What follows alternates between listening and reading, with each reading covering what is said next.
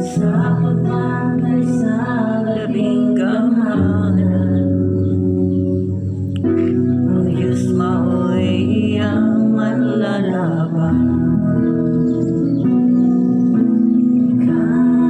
Kasuway sa iring katalaman, ulit sa makamatay na palatihan. Pili kay gayon ikaw ni sibisan kinsang sa lagyan. Kay tabunan kaniya sa iyang mga pako, o dili ka gayon maunsa.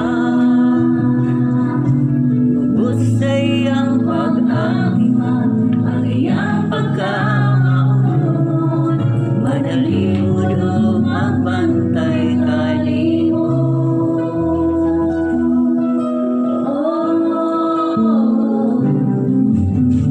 Dili unya ikaw mahadlok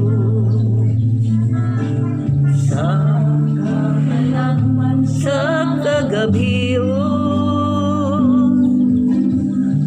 Sa mga sakyong palong sa adlaw, sa mga sakit na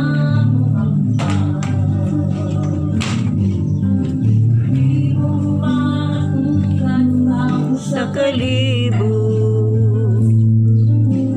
Yaman sa kilan mo,